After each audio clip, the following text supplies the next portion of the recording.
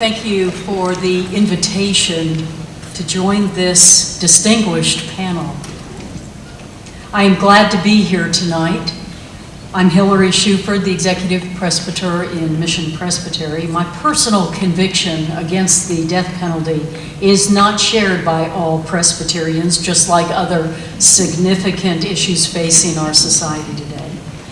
However, various General Assemblies of the Presbyterian Church USA and its predecessor denominations have issued statements in 1959, 1977, 1978, and 1985 opposing capital punishment and calling upon members to work for abolition of the death penalty, and that is why I'm here.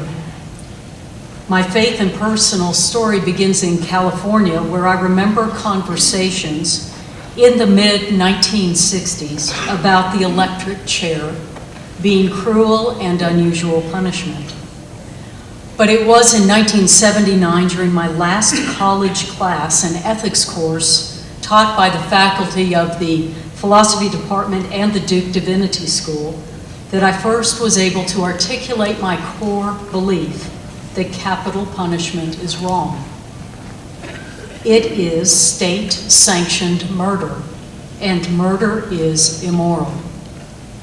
I have never wavered from this position. In fact, my conviction has grown stronger through law school, 18 years of law practice, and more than 10 years as an executive presbyter in the PCUSA, and now as a seminary student.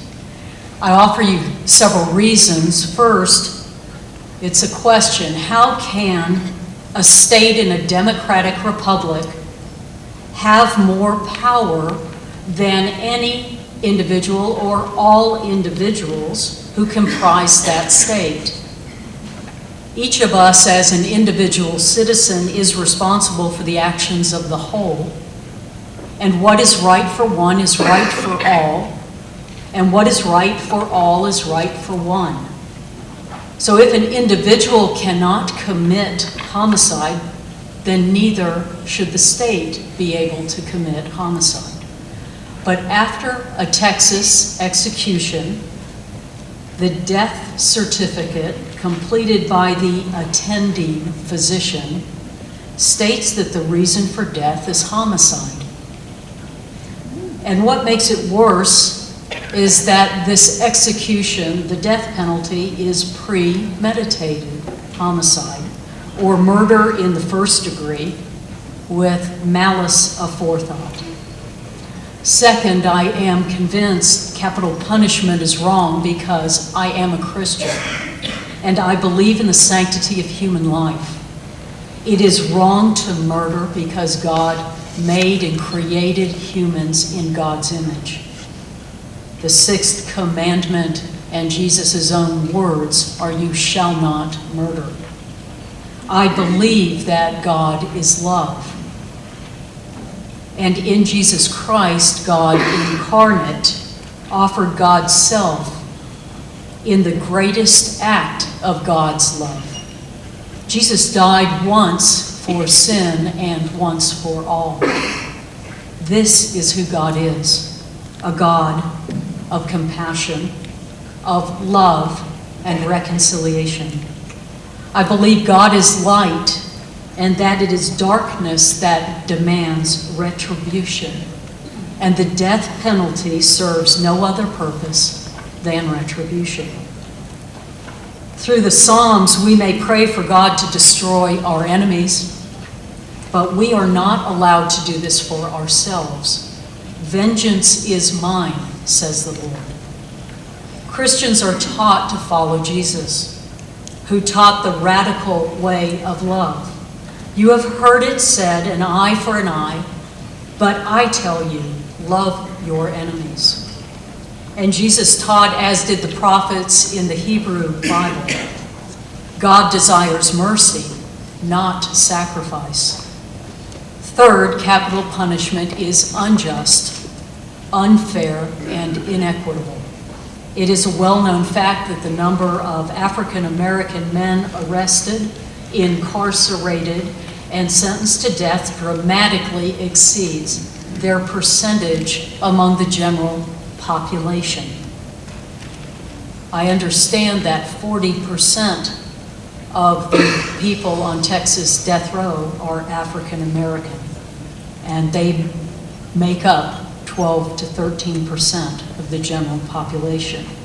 This disproportionate treatment and the great inequalities with respect to the treatment of African Americans and other ethnic minorities in the legal system, it has existed throughout most of our history, and it continues today in a systemic racial bias in the administration of the criminal justice system.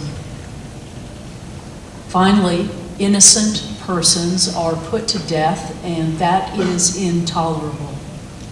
Troy Davis was executed by the state of Georgia last month.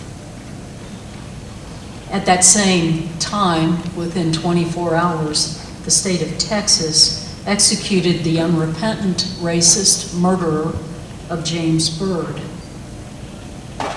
But in the case of Georgia, my opinion doesn't change as to either set of circumstances. But the state of Georgia killed an innocent man. The witnesses had recanted their stating that they had been coerced by the police.